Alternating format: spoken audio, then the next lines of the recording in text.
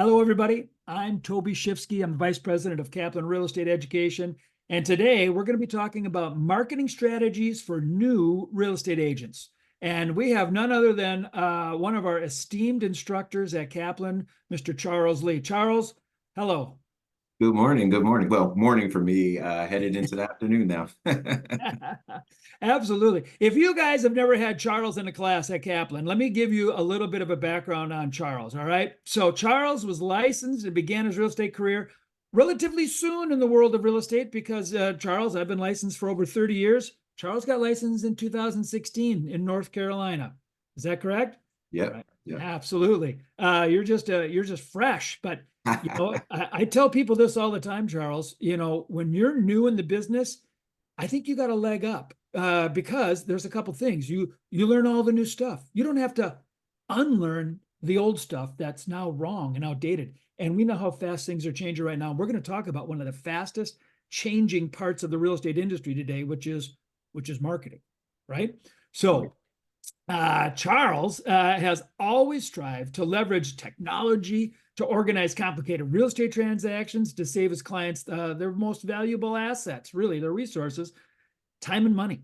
Yeah, time and money. Look at that. And you'll realize it for people, wasting time and wasting energy and money is the thing that will upset them the most if you're not organized. And so today, Charles can be found coaching, right, countless agents into successful real estate careers.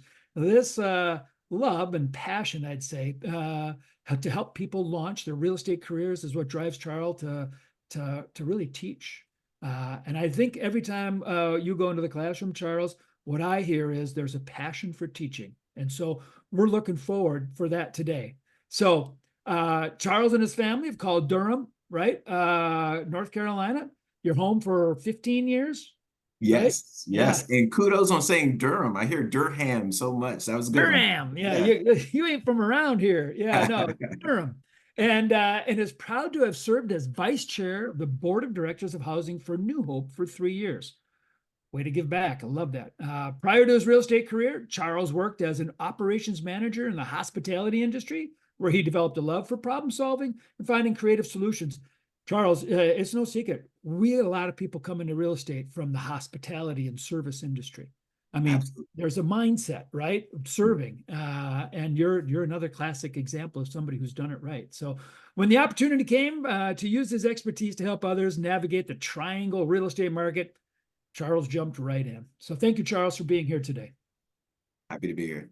All right, let's do this. Everybody, you're going to get a chance to play along. Let me do one thing. I got to stop sharing there. Now it's just us.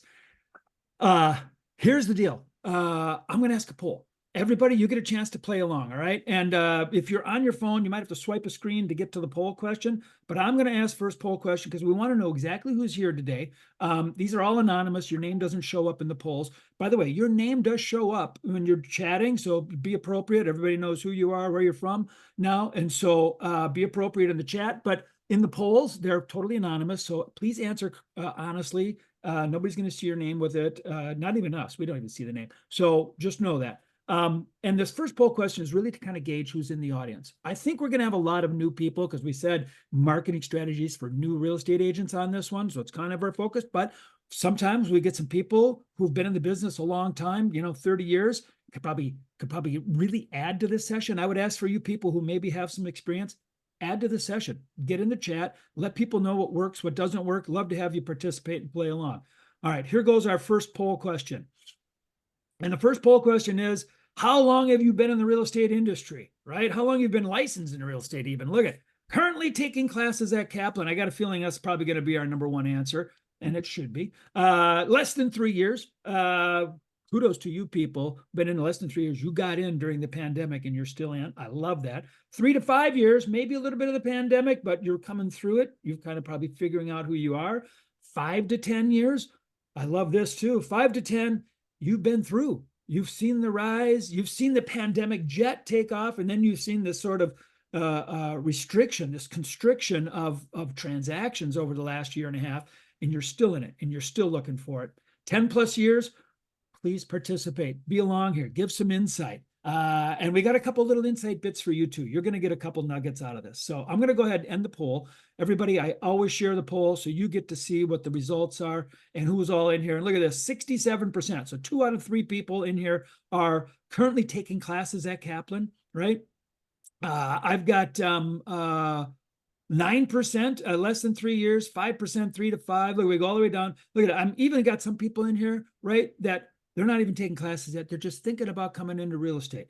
Well, I can tell you that in times of change, which is happening in the real estate market right now, there are opportunities.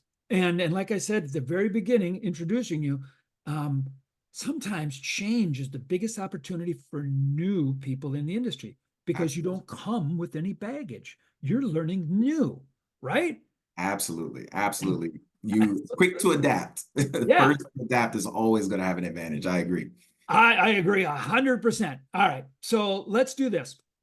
I'm going to go ahead and jump in. Everybody, if you have to leave this webinar for any reason, we will send it out, email it to you within about a week. So we publish it, we get it all, spiced up and look good, and then we'll send it out to you. So you'll be able to watch it. So don't worry if you've got to go, you will get it emailed to you.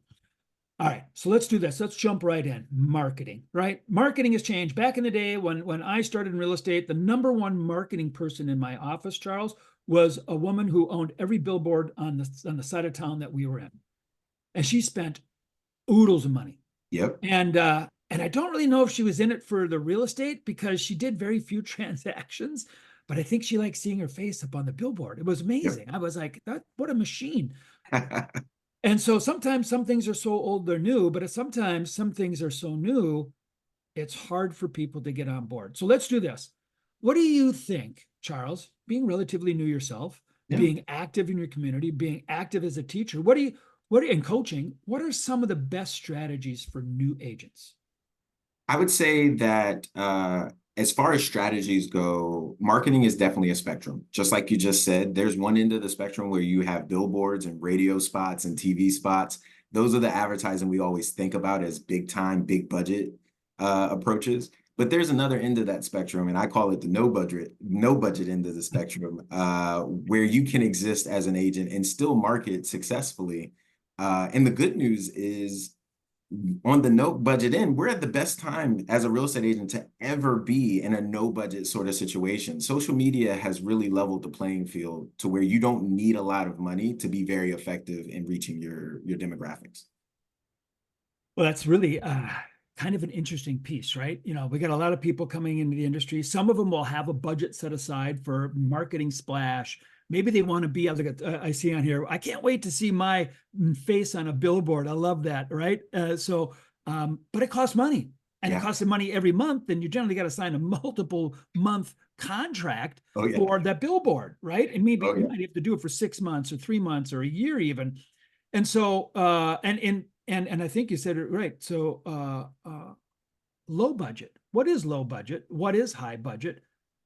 Man, maybe right now is a nice time to be in a low budget. But no matter if you're doing high budget or low budget, and I would just think of some other examples of high budget, low budget. I know that you can spend a lot of money every month. You can enter into agreements for billboards, or really, how about an electronic billboard like Zillow or Realtor.com, where you're buying the leads right from them and you're being promoted on those property tech sites.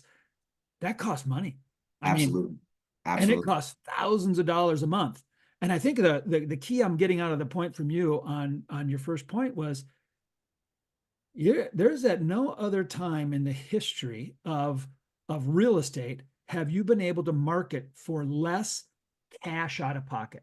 Right. Absolutely. I mean, right? I mean, because really, there are ways to market today that is really about your time, right? And believe me, your time has value. The time that you're spending creating marketing things means you're not actually spending talking to clients and potential customers and clients, right? Absolutely. But maybe you're time rich right now when you start out. And we're going to talk about some of those strategies, right? In a little bit. Absolutely. All right. And just like you said, with the big budget, you think about paying an advertising firm in New York where you get this breakdown of demographics or the types of people you can advertise to. If you build an Instagram account with at least 100 followers, I can pull that same data off of that platform. Just 100 followers will allow me to know how many men, how many women, what area or where my biggest market is when I post, who like and comment and subscribe. So there's a way for you to really take a lot of the traditional high price things and do them yourself and make it you're a marketing firm in and of yourself in that point. Beautiful. I love it. Well, let me ask you a question, because Mhm. I think we're going to talk a little bit more about Instagram in a bit, but how do you measure? I mean, if somebody's going to go into this, right? They're going to spend time, they're going to spend money. What would you say to them? How do you measure the success of your marketing strategy? I mean, how do you know you're doing it well?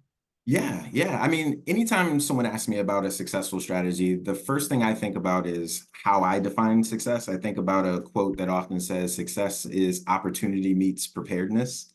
And so when I think about that, I think about we can't really affect how many opportunities we're given. They come as they come, but we can affect how prepared we are when they come. So what I say is, in order to be successful in marketing, you build your system, you build your nets so that when those opportunities come your way, you can take advantage of it.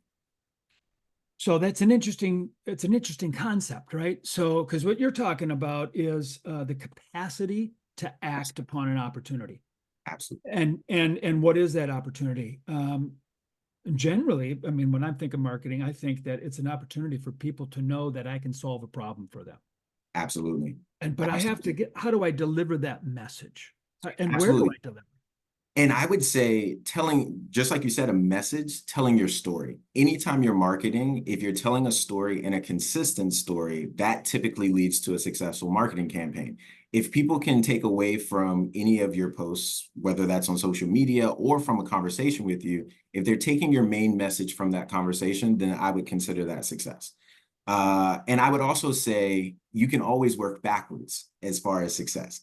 And by that, what I mean is if your marketing doesn't bring in the desired salary, working backwards, I wouldn't call that a successful campaign. You might be everywhere, but if no one's calling you or if you're not booking appointments, it's hard to call that campaign successful. Got it. You kind of gave them two things. If I could just summarize those real Yeah. quick, because and I also think you brought up another really interesting thing about storytelling, which Mhm. is a marketing strategy that Absolutely. might fit for a lot of people, and there's some power behind it. So I just want to touch on that too. But so how do you measure success of your marketing? Number one, are you actually getting the kind of returns that you need or that you've planned, which assumes you've got some sort of a financial plan or you have some sort of a performance plan, right? That's right. And your marketing should support that performance plan, because Absolutely. there will be a time when your marketing may cost you money, and you better be hitting a performance, otherwise you're out of money and you're doing something else. That's right. So so making, how do you measure success? Are your efforts creating the kind of business that maybe even the kind of business you want, and that at the level of business that you want, That's right? right. And that's intensely personal, right? You define that for yourself as an agent when you get into this business. And once you decide on that, then you can work your way backwards and make sure you're achieving your goals. Yeah. Excellent. All right. And then the second part there was you talked about storytelling. So what are the best strategies? And maybe this has to do with kind of the makeup of your marketing. But what do you mean by storytelling? Why is that important? Why is that a concept we brought up on a little 30-minute webinar right now? Yeah, yeah. I would say storytelling is so important to marketing because really what happens is no one can tell your story better than you can. A lot of times marketing does not go well when you're trying to tell someone else's story, when you're trying to tell a story that's not authentic to yourself. I think about that story that Tom Brady tells. A kid in football wrote to him and said, I want to be the next Tom Brady. And Tom Brady replied, that's a bad idea. Don't be the next Tom Brady, be the first you. I And I love it. think that that's marketing. That's marketing in and of itself. You have to be authentically you in telling your story, and it will resonate with people. And that takes some bravery and some confidence, doesn't it? Absolutely. And one of the things people ask me all the time, how can you do that? How can you do these webinars? How can you and really there's an amount of preparedness that plays into this whole thing. Are you prepared for the opportunity? And so are you prepared to do the marketing you need to do? We're going to talk about the different delivery channels, I think, in a second here. Are you prepared to understand those platforms? Are you prepared to tell your story? There's a certain Absolutely. amount of bravery that it takes to really lay yourself out there in meaningful marketing today. Absolutely. Absolutely. Absolutely. All Yeah. right. And I would say, I see the comment in the chat. Can we talk about being prepared? One way that we can talk about being prepared, we like to call it a pressure test or a stress test. If I told you tomorrow I had 30 clients, would you be ready to handle 30 clients all looking at different houses in different parts of the city? What does that look like for Well, you? if you brought the business to somebody and said, I got 30 clients, can I refer them to you? Go. Right, exactly. Are you prepared for that? And what are some of the things you would do to say, I'm not ready for these following reasons? Well, let's get ready. Let's make sure that we can address that. So when we say getting prepared, I would say walk through your process that a client would experience, and then let's scale it. Let's make sure that you can do that for multiple people. If Sure. you're writing the same email every day, that's time wasted. We got to have emails saved so that we can copy paste. We got to be able Yeah. to have templates so we can reach out quickly to people.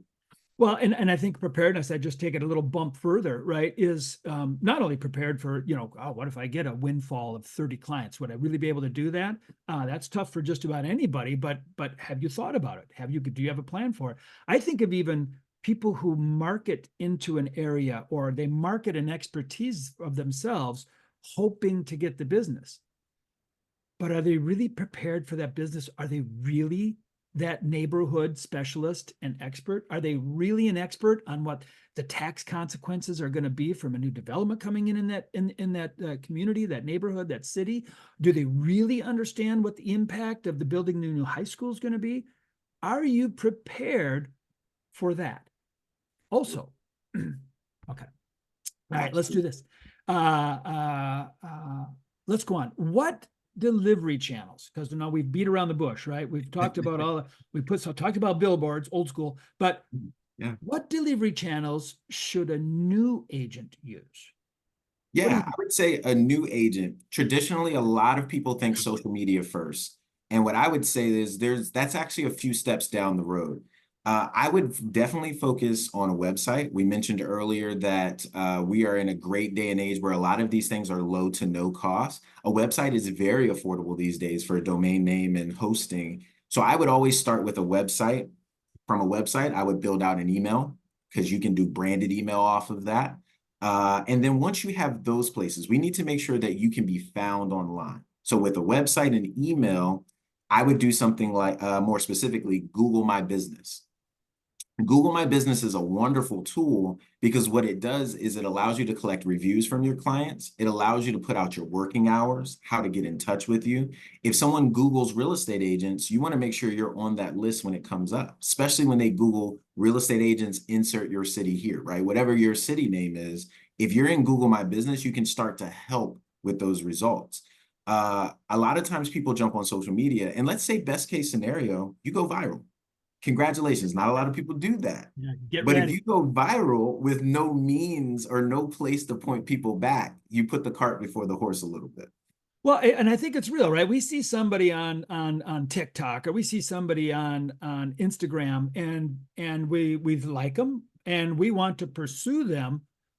Generally me, and maybe it's a generational thing, but I don't think so. We look to validate that they're real. So I want to go see them on a website. I want to see a .com. I want to see something that says this person is real. They've invested in a legitimate website. They look professional. If I'm Absolutely. going to use their services, right, Absolutely. for multiple $1,000 transactions that I'm going to pay somebody to help me with, I want them to be valid. Absolutely.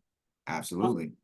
So let me ask a quick question. Which social media channel do you think you would choose first, other than a website? What next? What are you doing? What do you think is Yeah. next? Yeah. Like I said, I think Instagram, well, when you think about the evolution of social media, Facebook amongst all was there first. But Yeah. I would say Instagram being a visual medium is one of the best things you can do as a real estate agent because it can be very story driven. You can use pictures of housing, you can use picture of yourself on your different daily activities. So I think Instagram is a great one, plus all of the tools that come with it. Of course, we have TikTok.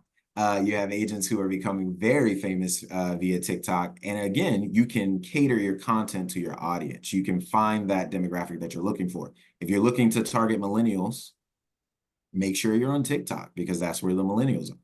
So there is a way to make sure you're targeting the correct audience. If I'm looking for an older demographic in my city where we have a lot of people looking to downsize or perhaps leave out of the area, they're looking to retire, Facebook is going to be a better option for me because I'm going to meet them where they are. So you try and use those tools to make sure you're achieving that desired goal. So somebody brings up a good point in the chat there. I don't know how if I'm saying this right. Shivadika. Hopefully I got that right. Shivadika. Close. Look at her. Close. Nice. So TikTok's unstable right now. I mean, there's a chance an entire platform is going away. Small chance maybe, but there's still a chance.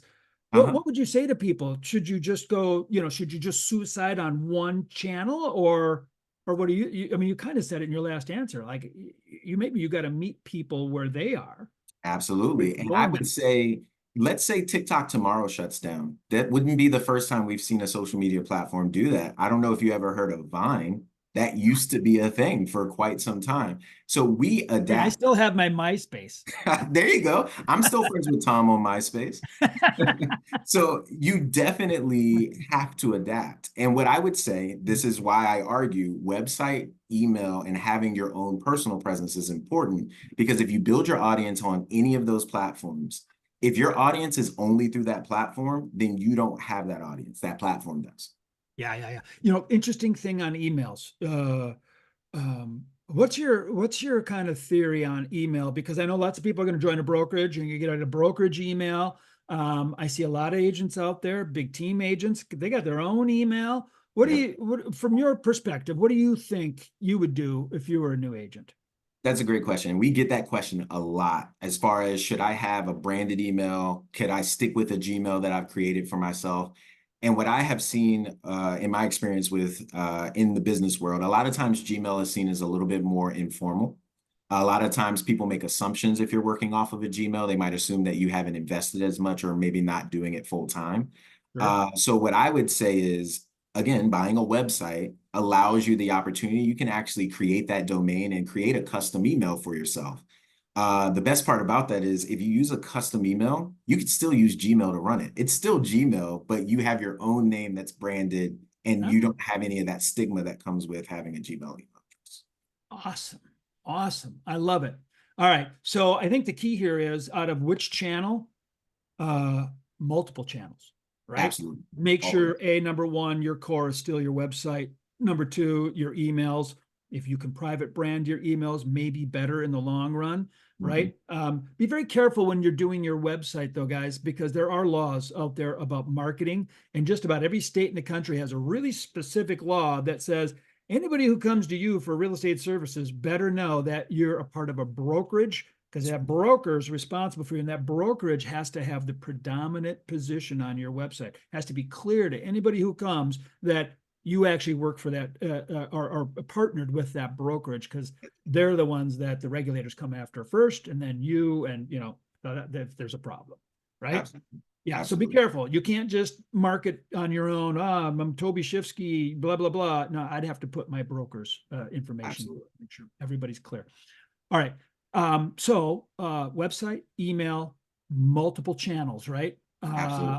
Yeah, absolutely. And please do not focus on MySpace, Jeff. Very well. See that in the chat, but do not focus on MySpace. All right. Yeah. So let me ask you a question. Or actually, you know what, everybody? I have a poll question for you, because we cover a lot of this stuff in our real estate accelerator professional training for new agents. If you haven't seen it, go to our website. You can look up Real Estate Accelerators professional training. It's a coaching program, 6 months long, covers some of the same exact stuff. But in there, we talk to people about building your sphere of influence. How many people do you actually connect with? How many people? And I can tell you right now, if you've got 3 friends on Facebook and that's it, and that's how you connect with people, you might be a really, I don't say you're going to fail, but it might be a really hard struggle in real estate to create the kind of relationships you have. And generally we tell people you need a couple hundred people in your sphere of influence that you can talk to on a daily basis. You touch everybody maybe once a month or once every other month to say, hey, you need any real estate? I'm doing this. If you know anybody, right? So your sphere is important. I have a poll question for everybody. And this is for everybody who's on Instagram, because I think I heard you say also, probably the third most important thing is Instagram, TikTok if you want, Facebook if you're hitting a little older demographic, right? I fit that older demographic. I admit it. My kids draw me into Insta though. I got to call it Insta. So that's very cool. All right. So here goes. Poll question number 2. I just launched it. How many followers do you have on Instagram? If you don't have Instagram, totally get it. Don't say anything. But how many followers do you have currently on Instagram? Go ahead and fill this out. We'll share with everybody. Once again, it's anonymous, so play along. But I'd love to have for you to be honest, because this helps kind of actually helps us when we're gearing towards coaching and training to say, what can we really expect for people coming in to the business? And then we got some real whales on. We had a couple of people on for more than 10 years. I'm actually kind of interested on how many. If you got a number bigger than 200, put it in the chat, would you? Throw it out there in the chat. I'm going to go ahead and finish the poll. 3, 2, 1. I'm sharing the results. Look at this. We got 11% of you got 0. You got a little mountain to climb, right? A little bit of a mountain. Look at it. Samsung, 12,000. Samsung. Man, I'm signing up for your program. Nice. 24 point. This is like, Nice. now it's like the price is right. 24.6 thousand, 24.7 thousand. Well, see, now the idea here, everybody, is you should be building and building who you want to connect with. And you may pick different platforms, different channels to do that, but you need to be there.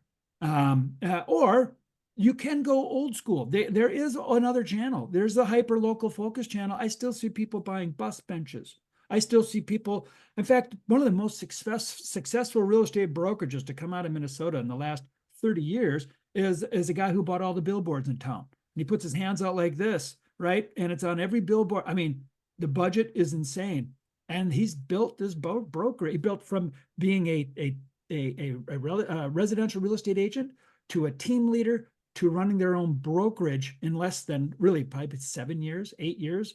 Watch this trajectory go up to have a couple thousand people across multiple states, mostly through billboards. You can still do it. And if that's what resonates with you, the key here is that the authentic you? Can you tell that story in your marketing? Stories stick with people. All right. Let me ask real quick.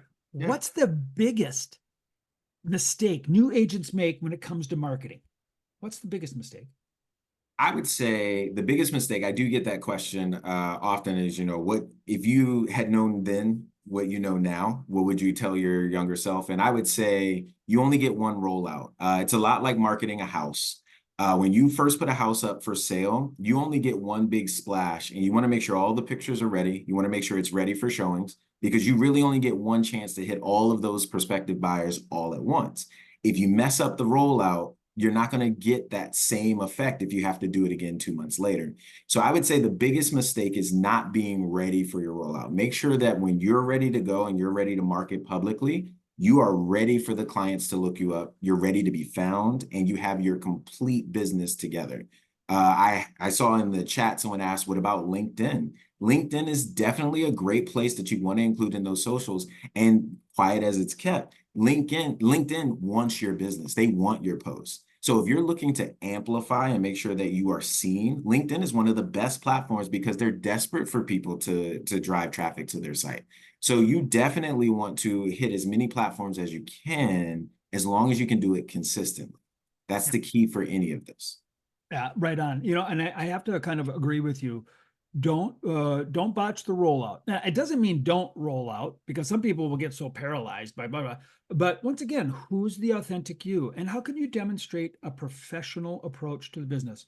Because it really, for new agents, I've been there. The first people you call on are your closest friends and family, and they know all your weak spots, all your blind spots, as they say, all the little barnacles on the bottom of your boat. They know that, and they want to know if those have all been scraped off going through this education and training. And what do you look the part? Do you sound the part? Do you talk the role? Do you tell a story that's compelling for them to say, oh, Toby really has got his stuff together here, and Toby's all in. and Toby looks like an expert in this. And Toby's in, you're going to want them to say that about you. So when you roll out, you don't want to, you got to take the time and effort to make sure it looks sharp and good. And it doesn't have to be big, it just needs to be sharp and good and clear, concise, right? Absolutely, absolutely. And I saw Nicholas' question about comparing residential real estate versus commercial. I think the strategy is the same. You just have to look at what demographic you're marketing your story to. Having a story doesn't always have to be intensely personal. Your marketing brand or your marketing story can be professional. It can be focused on developing an expertise in commercial real estate. If you're telling that story and you're providing that expertise and that guidance and that consultancy, that will still work for commercial real estate. So the strategies work across property management, commercial, retail. It works across it all. Everywhere. You just make, where are your potential clients going? Meet them where they're at with your story, right? With who Absolutely. you are and what value you bring to them. Super important. Let's do this. Let's go on. Last question for you. We're going to spend a little bit of time on it though. What's the best way for new agents to attract clients, more clients? What's the best way that you found in your years of experience for new agents to attract new clients? I would say hands down, when I first started, and we got that question earlier, what would I tell my younger self? I wish I had started this faster. Open houses. Holding open houses is one of the best things you can do as a new agent, brand new to the business. A lot of people don't realize you don't have to be the actual listing agent to hold a home open. You can work with a listing agent in your firm and it's their listing and you're doing them a favor by making sure it's open. And now you're gaining experience. Now you're talking to people who simply by walking through the front door are telling you they're interested in real estate. So instead of, handing your business cards out at grocery stores, which can be an effective form, we can focus our efforts on people who are actually interested in potentially purchasing in the near future. Got it. Yeah, careful at the grocery stores. You got to push the Girl Scouts over with the cookies. You got to set Right. your table up. I mean, but if that's your story, if that's where you are, I mean, own it. Maybe you're there with the Girl Scouts, right? Mhm. But open houses. I think the dirty little secret in open houses, and this has been my experience over 30 years, is you rarely ever. In fact, I think the percentage of open houses that actually sell the home that the open house is happening in, it's less than 2% of the time. Yeah. And it really is all about finding new buyers. And it's really great for the listing agent to bring new buyers in. But not all listing agents have the time to sit in that open house every weekend, right? But homeowners, right? They love having traffic come to their house. They love knowing people are looking at their house. It looks like activity and things are happening. And so there's an opportunity, like you said, to partner up or team up with maybe people in your office. Say, listen, I'm looking to hold open houses. Once again, though, this is a part of your storytelling. One thing you got to realize when you're in real estate, everything is marketing. Everything you do. I've done a couple different videos on what kind of car should I drive? What kind of clothing should I wear? What you have to know is whatever you drive or whatever you wear or however you talk is you. And that's what people are going to think about you. And so, if you stumbled in late to the office meeting on Tuesdays and you're a mess and you're not organized and you ask somebody to run an open house for them, I mean, think about you. Would you let somebody do that with your clients on a 300, 500, 700, $800,000 or $1 million property? Would you want that to happen? Probably not. So look the part. This is your chance, right? I think of all these people that have been in the business long enough. I guarantee you in this business long enough, you are different from when you started. But think about who you want to be and the story you want to tell, and do you fit that part that people can trust? Because not only do your office mates need to trust, but your potential clients need to trust you. They need to like you and they need to trust you. Same as for anybody who you might hold an open house for. If you don't have a listing and you've never even had a buyer and you're fresh into it, I would be sitting in open houses as often and regular as possible until I did sell a house. Absolutely. Absolutely. Absolutely. I made it a goal to have at least 6 a month, which sounds like a lot, but I was holding open houses Saturdays and Sundays. So I was able to reach it relatively quickly. And what I had learned is the more I spoke, the more I got experience, the more I was able to meet people, the easier my story became that I could tell. The faster I could be to the point where they understood and they liked and trusted me to where I could actually help them with real estate. Super good point. And it's one of the things we cover in Real Estate Accelerator, our coaching program, is the only way you get good is by practicing. I mean, talking to more people, and you perfect really how you talk about the business and how you tell your story. And you're not going to get it all right in the beginning. And you know what? It's okay. You tell that story 6 or 7 times. I promise you, you start to change it as you're watching the reaction of people. And by Yep. the time you tell that story 20 times, you start to get pretty polished. Yep.